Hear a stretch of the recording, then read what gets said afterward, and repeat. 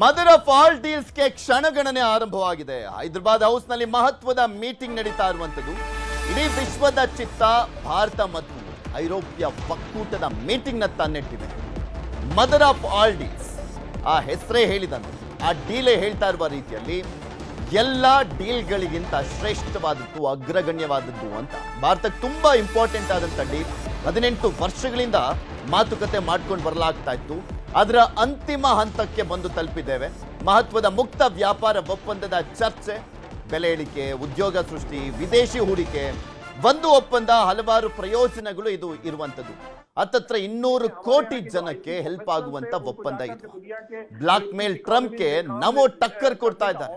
ಯಾಕೆಂದ್ರೆ ನೋಡ್ತಾ ಇದೀವಲ್ಲ, ಇಲ್ಲಿ ಟ್ರಂಪ್, ಡೊನಾಲ್ಡ್ ಟ್ರಂಪ್, ಅಮೆರಿಕದ ಅಧ್ಯಕ್ಷ, ಇಡೀ ವಿಶ್ವಕ್ಕೆ ಯಾವ ರೀತಿ ಥ್ರೆಟ್ ಆಗಿದ್ದಾರೆ, ಈವನ್ ಭಾರತಕ್ಕೂ ಕೂಡ ಅಂತ.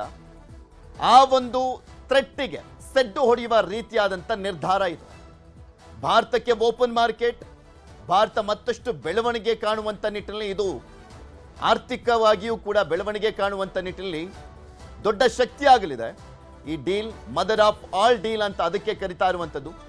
ಮುಂದಿನ 25 ವರ್ಷಗಳಿಗೆ ಒಂದು ದೊಡ್ಡ ಹೆದ್ದಾರಿಯನ್ನು ಹಾಕಿಕೊಟ್ಟಂತಾಗುತ್ತೆ ಈ ಡೀಲ್ ಮುಖಾಂತರ. ಎಲ್ಲ ರೀತಿಯಲ್ಲೂ ಕೂಡ ಭಾರತಕ್ಕೆ ತುಂಬ ಸಹಕಾರಿ ಆಗ್ತಾ ಇರುವಂಥ ಡೀಲ್ ಇದು.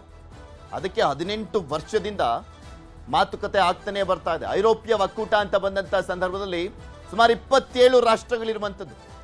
ಆ 27 ರಾಷ್ಟ್ರಗಳ ಜೊತೆಗಿನ ವ್ಯಾಪಾರ, ವಹಿವಾಟು, ರಾಜತಾಂತ್ರಿಕ ಸಂಬಂಧಗಳು ಇವೆಲ್ಲವೂ ಕೂಡ ಇನ್ನಷ್ಟು ಗಟ್ಟಿ ಆಗ್ತಾ ಹೋಗುತ್ತೆ. ನಿಮಗೆ ತೋರಿಸ್ತಾ ಇದ್ವಿ, ದೃಶ್ಯಾವಳಿಯಲ್ಲಿ ಗಮನಿಸಬಹುದು.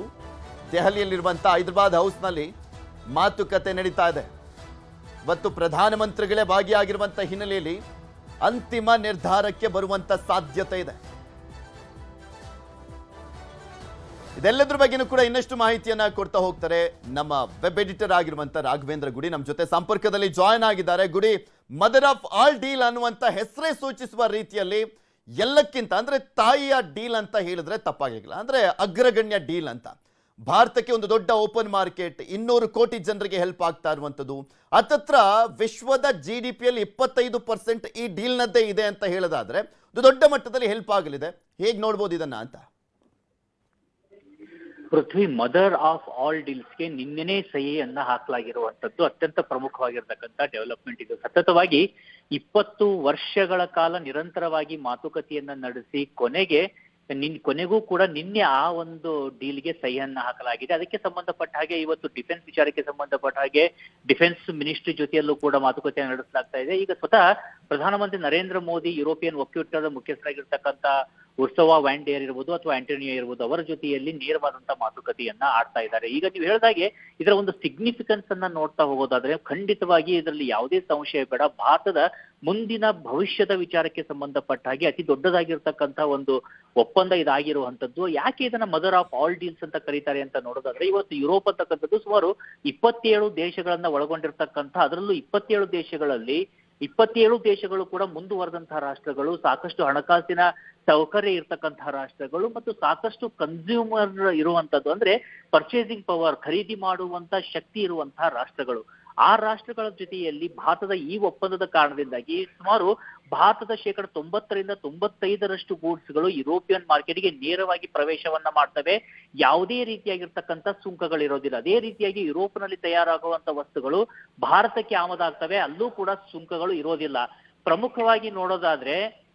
ಪ್ರಮುಖವಾಗಿ ಇಲ್ಲಿ ನೋಡೋದಾದ್ರೆ ನಾವು ಗಮನಿಸಬೇಕಾಗಿರುವಂತಹ ಅಂಶ ಅಂದ್ರೆ ಈ ಒಂದು ಕೃಷಿ ವಿಚಾರಕ್ಕೆ ಸಂಬಂಧಪಟ್ಟ ಹಾಗೆ ಯಾವುದೇ ರೀತಿಯಾಗಿರ್ತಕ್ಕಂಥ ಒಪ್ಪಂದ ಆಗ್ತಾ ಇಲ್ಲ. ಅಂದ್ರೆ ಭಾರತದ ಕೃಷಿ ಕ್ಷೇತ್ರ ಏನಿದೆ ಅದನ್ನು ಸಂಪೂರ್ಣವಾಗಿ ಇಲ್ಲಿ ಇಂಟ್ಯಾಕ್ಟ್ ಆಗಿ ಕಾಯ್ದುಕೊಳ್ಳಲಾಗಿರುವಂತದ್ದು. ಅದಕ್ಕೆ ನಮ್ಮ ರೈತರಿಗೆ, ನಮ್ಮ ಅನ್ನದಾತರಿಗೆ ಯಾವುದೇ ರೀತಿಯಾಗಿರ್ತಕ್ಕಂಥ ಸಮಸ್ಯೆ ಆಗದ ರೀತಿಯಲ್ಲಿ ಭಾರತ ಈ ಒಂದು ಒಪ್ಪಂದವನ್ನ ಜಾಣತನದಿಂದ ನಿರ್ವಹಣೆ ಮಾಡಿರುವಂತದ್ದು. ಇದರಿಂದ ಆಗುವಂತದ್ದು ಏನಂದ್ರೆ, ಈಗ ಯುರೋಪಿಯನ್ ಆಟೋಮೊಬೈಲ್ ಇರ್ಬೋದು, ಉದಾಹರಣೆಗೆ ಆಡಿ ಕಾರು, BMW ಕಾರು, ಅಲ್ಲಿಂದ ಭಾರತಕ್ಕೆ ಆಮದಾಗ್ತಾ ಇರುವಂತ ಕಾರುಗಳಲ್ಲಿ ಈಗ 1 ಕೋಟಿ ರೂಪಾಯಿ ಬೆಲೆ ಇದ್ರೆ ಮುಂಬರುವಂತಹ ಕೇವಲ 60 ರಿಂದ 65 ಲಕ್ಷ ರೂಪಾಯಿಗಳಿಗೆ ಕಾರುಗಳು ಸಿಗ್ತವೆ. ಅಲ್ಲಿಯ ಮದ್ಯ ಇರಬಹುದು, ಪ್ರತಿಯೊಂದು ಕೂಡ ಇಲ್ಲಿ ಸಿಗುತ್ತೆ. ಆದ್ರೆ ಭಾರತದ ಗಾರ್ಮೆಂಟ್ ಏನಿದಾವೆ, ಇಲ್ಲಿ ತಯಾರಾಗುವಂತ ಬಟ್ಟೆಗಳೇನಿದಾವೆ, ಅವುಗಳು ನೇರವಾಗಿ ಯುರೋಪಿಯನ್ ಮಾರ್ಕೆಟ್ಗೆ ಹೋಗುತ್ತೆ. ಅದಕ್ಕೆ ಯಾವುದೇ ಶುಲ್ಕ ಇರೋದಿಲ್ಲ. ಈ ಮೂಲಕವಾಗಿ ಬಾಂಗ್ಲಾದೇಶದ ಸಂಪೂರ್ಣವಾಗಿರ್ತಕ್ಕಂಥ ಗಾರ್ಮೆಂಟ್ ಉದ್ಯಮ ಏನಿದೆ ಅದಕ್ಕೆ ಇತಿಶ್ರೀಯನ್ನ ಭಾರತ ಹಾಡ್ತಾ ಇದೆ. ಈ ಮೂಲಕವಾಗಿ ಭಾರತದಿಂದಲೇ ಅತ್ಯಂತ ಉತ್ಕೃಷ್ಟವಾಗಿರ್ತಕ್ಕಂಥ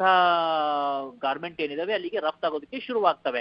ಇದು ಒಂದು ಹಂತದಲ್ಲಿ ಐತಿ. ಎರಡನೇ ಹಂತದಲ್ಲಿ ಬಂದಾಗ ಭದ್ರತೆ ಅಂತ ಬಂದಾಗ ಇಲ್ಲಿ ಇಂಟೆಲಿಜೆನ್ಸ್ ಶೇರಿಂಗ್ ಆಗುತ್ತೆ, ಜೊತೆಗೆ ಆ ಉಗ್ರಗಾಮಿಗಳ ವಿಚಾರ ಇರ್ಬೋದು ಅಥವಾ ಯಾವುದೇ ರೀತಿಯಾಗಿರ್ತಕ್ಕಂಥ ಭದ್ರತೆ ವಿಚಾರ ಇರ್ಬೋದು.